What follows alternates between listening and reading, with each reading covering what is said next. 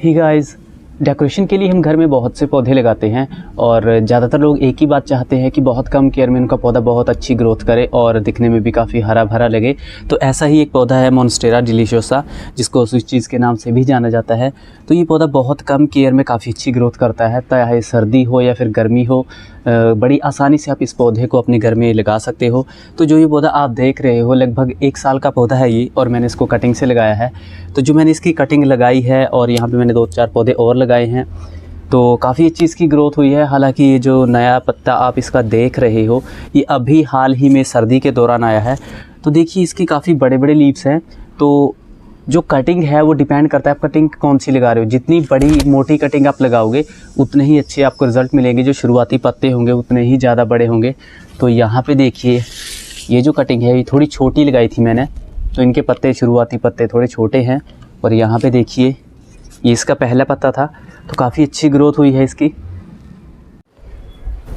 So guys, सबसे पहले बात करते हैं मोन्स्टेरा प्लांट की केयर की। तो देखिए आज है जनवरी की 25 तारीख और इस पौधे को देखिए मैंने कटिंग से लगाया है।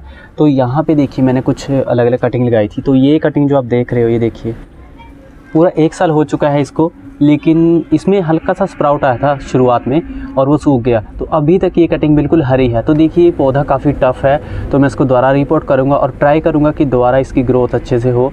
तो देखिए ये जो इतनी मोटी कटिंग है, ये दोनों कटिंग एक जैसी ही थी। ये देखिए यहाँ पे ये, तो जो ये कटिंग आप देख रहे हो ये काफ़ी मोटी कटिंग थी। तो इसका जो रिज़ल्ट हुआ कि जिसमें स्प्राउट आया वो काफ़ी बड़े थे। तो पहला पत्ता देखिए इसका काफ़ी बड़ा था। तो अभी देखिए पूरे 1 महीने का पत्ता है ये, और देखिए इसका साइज़ कितना बड़ा है। तो जितनी मोटी आप कटिंग लगाओगे उतने ही ज़्यादा बड़े पत्ते शुरुआत से ही इनमें आएंगे। तो केयर में सबसे ज़रूरी चीज़ है कि आप इसकी नमी का ध्यान रखें, चाहे गर्मी हो या सर्दी, हल्की नमी बनाए रखें। और स्पेशली गर्मियों के दौरान आप इसको आउटडोर में ना रखें, डायरेक्ट सनलाइट में। हालांकि मैं अपने पौधों को आउटडोर में रखता हूँ, लेकिन पार्शियल लाइट में। तो उसके बाद बात करते हैं फर्टिलाइज़र की। तो शुरुआत में मैंने इसमें गोबर खाद मिक्स की थी, हेल्दी गार्डन सोइल के साथ लगभग 30% गोबर खाद मिक्स करके मैंने इसको इस पॉट में लगाया था। उसके बाद मैंने फिर इसमें लीफ कंपोस्ट भी मिक्स किया। तो पत्ते इसके काफ़ी अच्छे हैं और प्लांट भी काफ़ी हेल्दी है, ये देखिए। तो कटिंग मैंने और भी लगाई है, ये देखिए। एक्चुअली जो मदर प्लांट था उसकी मैंने प्रूनिंग के दौरान कुछ कटिंग ली थी, तो उनको मैंने ग्रो किया था। ये देखिए ये भी कटिंग मोटी है, लेकिन उतनी ज़्यादा मोटी नहीं है कि जैसे दूसरे प्लांट की है। तो देखिए इसके भी शुरुआती पत्ते काफ़ी बड़े हैं। तो कटिंग से आप बड़ी आसानी से इन पौधों को लगा सकते हो। देखिए साल में आप कभी भी इनको कटिंग से लगाओ, लेकिन अगर आप बहुत ज़्यादा सर्दी के दौरान इनको लगाते हो, जैसे नवंबर, दिसंबर या जनवरी, फरवरी में, तो होगा क्या कि इनकी जो ग्रोथ है वो बहुत स्लो होगी और इनकी ग्रोथ एक्चुअल में फिर मार्च के बाद ही होगी। तो मैंने इनको जनवरी में भी लगाया था पिछले साल। तो जनवरी और फरवरी में इनकी ग्रोथ बहुत स्लो हुई और मार्च के बाद फिर इनकी ग्रोथ काफ़ी अच्छी हुई। इवन बरसात के बाद तो फिर इनकी ग्रोथ बहुत ज़्यादा हुई, और ये देख सकते हो आप रिज़ल्ट। इसके अलावा देखिए एक और पौधा है, इसको भी मैंने कटिंग से लगाया है और इन दोनों पौधों का मैंने रिज़ल्ट अपलोड कर दिया है। उन दोनों वीडियो का लिंक मैंने डिस्क्रिप्शन में डाल दिया, आप उसको ज़रूर चेक करें। यहाँ पे ये है ड्रैगन टेल प्लांट। ये ड्रैगन टेल और मोन्स्टेरा प्लांट आमतौर पर लोग इन दोनों को एक जैसा ही समझते हैं, लेकिन इन दोनों के जो पत्ते हैं वो काफ़ी बड़े हो जाते हैं। ये देखिए ये मोन्स्टेरा प्लांट है और लगभग 3.5-4 फुट के इनके पत्ते हो जाते हैं, काफ़ी बड़े। अगर नेचुरल हैबिटेट में हम इनकी बात करें तो ऐसे ही ड्रैगन टेल प्लांट के भी पत्ते काफ़ी बड़े हो जाते हैं।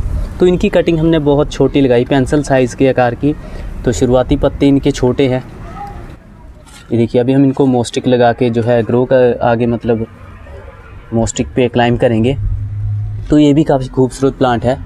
ये है ड्रैगन टेल प्लांट, लेकिन हम बात कर रहे हैं मोन्स्टेरा प्लांट की। सो गाइस, इस पौधे को आप किसी नर्सरी से परचेज़ कर सकते हो और लगभग 2 साल के बाद आप फिर उसी पौधे से आगे कटिंग लगा सकते हो। देखिए मैं ज़्यादातर कटिंग को मिट्टी में ही लगाता हूँ और कुछ लोग इस कटिंग को पानी में लगाना पसंद करते हैं, लेकिन अगर आप इसको मिट्टी में लगाओगे तो उसकी ग्रोथ काफ़ी जल्दी होगी। तो फरवरी और मार्च में अगर आपको इसकी कटिंग मिल जाए तो सबसे अच्छा है, बहुत जल्दी इसकी ग्रोथ होगी।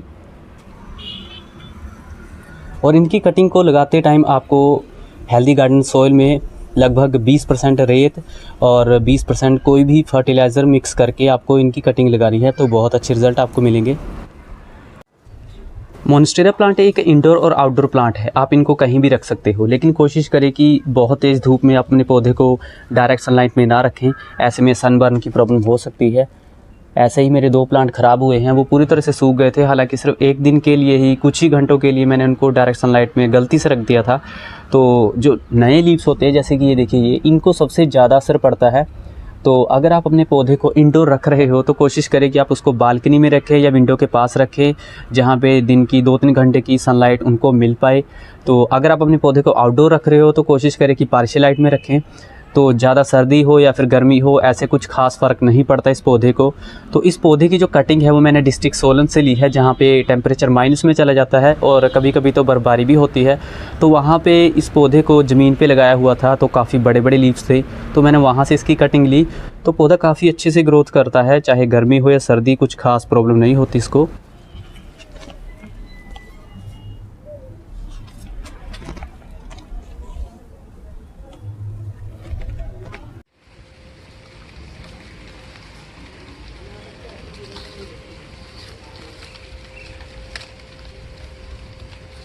सो गाइस, मोन्स्टेरा प्लांट को लगाना और इसकी केयर करना काफ़ी आसान है।